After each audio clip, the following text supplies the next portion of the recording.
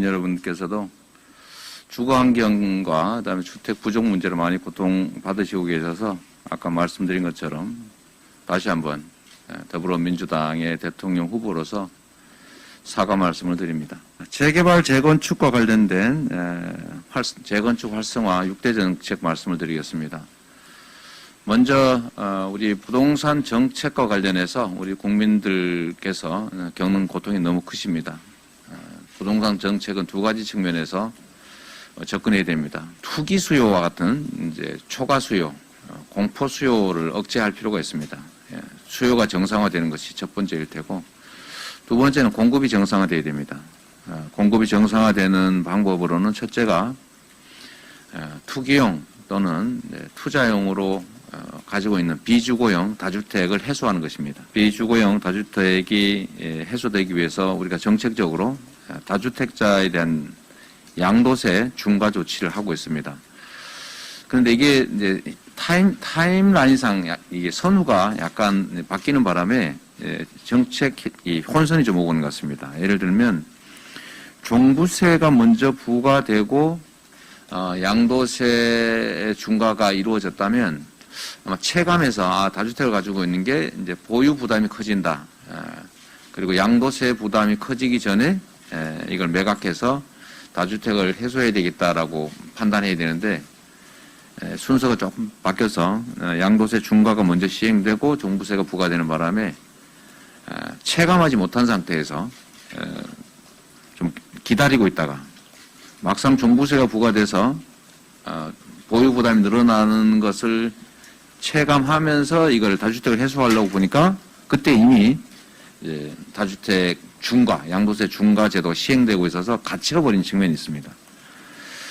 그래서 일부에서 말씀드린 것처럼 제가 정책을 바꾼 것이 아니라 양도세 다주택 중과 제도는 유지하는데 양도세 중과의 원래 정책 목표인 다주택 해소를 현실화하기 위해서 일시적으로 탈출할 기회, 다주택을 해소할 기회를 짧게 주자. 그리고 그것도 빨리 해소할수록 혜택을 더 주는 방식의 슬라이딩 방식을 도입하는 게 필요하겠다라고 생각합니다. 이게 첫 번째 가장 빠른 아마 시장의 주택 공급 방식이 아닐까 생각이 됩니다. 두 번째는 오늘 말씀드리게 될 재건축, 재개발의 용적률과 층수 규제 또는 안전진단 등 절차를 완화해서 실제로 기존 택지 안에서 추가 주택 공급이 가능하게 하는 것입니다. 이거는 이제 두 가지 효과가 동시에 있는데 주택 공급을 늘리는 효과에 더해서 해당 주택에서 이 노후 주택 때문에 고통받는 분들의 주거 고통을 줄여드릴 수도 있다라는 이중의 효과가 있는 것 같습니다.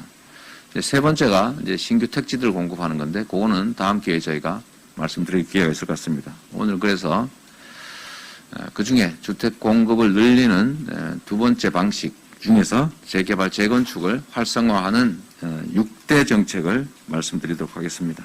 존경하는 국민 여러분, 더불어민주당 제20대 대통령 선거 후보 이재명입니다. 많은 국민들께서 부동산 문제로 인해서 정부와 더불어민주당에 실망하고 계신 점을 너무 잘 알고 있습니다. 집권 여당의 대선 후보로서 큰 책임감을 느낍니다. 국민 여러분께 다시 한번 깊이 사과드립니다.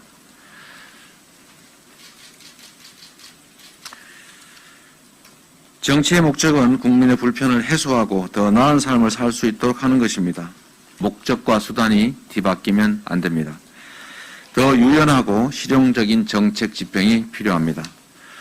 물론 정책의 일관성은 매우 중요한 가치입니다. 그렇긴 하지만 국민의 불편을 방치하는 이유가 될 수는 없습니다. 역대 민주정부는 재개발, 재건축을 과도하게 억제한 측면이 있습니다. 그러나 재개발, 재건축을 금기시하지 말고 국민의 주거 상향 욕구도 존중해야 합니다. 지지층의 비판이 있을 수 있다는 걸 알지만 용적률, 층수 규제 완화를 통한 재건축, 재개발이 필요하다는 게 제 입장입니다.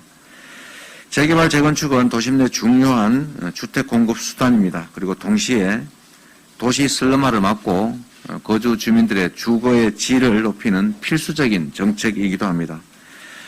재개발, 재건축을 과도하게 억제하면 주택 공급이 부족해질 수밖에 없습니다. 본래 기능을 살려서 도심 내 주택 공급을 확대하고 국민의 주거 상향을 적극적으로 지원하겠습니다. 구체적인 방법을 말씀드리겠습니다. 첫째, 재개발, 재건축 신속 협의제를 도입하고 500%까지 용적률 상향이 가능한 4종 주거지역을 신설하겠습니다.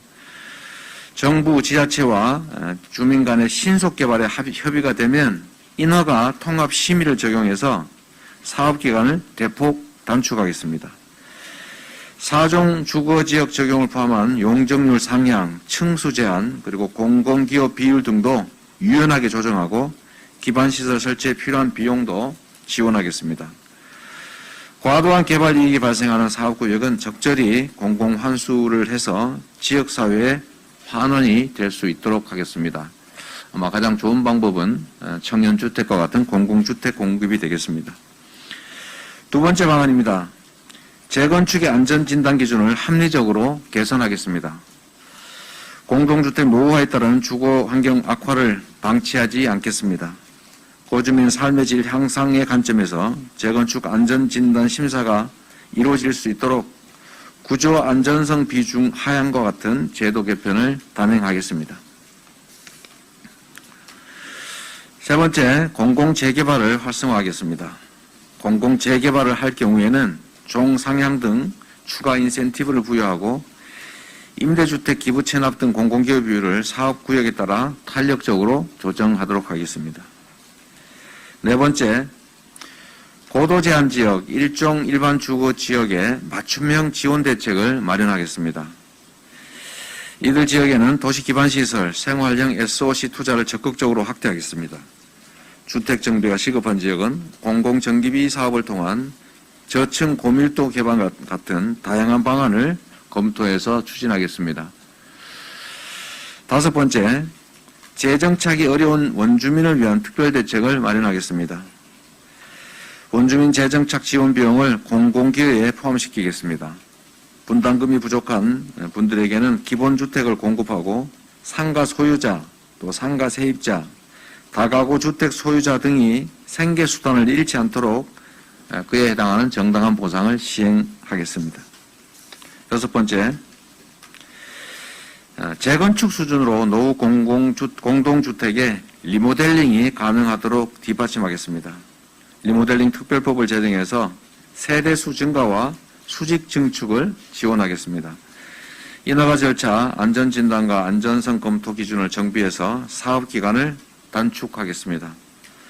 주민들의 관점에서 유연하고 실용적으로 접근하되 재개발, 재건축 관련 부정비리는 엄단해서 사업이 투명하게 추진되도록 하겠습니다. 재개발, 재건축, 주민들의 주거 환경 개선을 위해서 그리고 주택 공급을 늘리기 위해서 반드시 시행하겠습니다. 고맙습니다.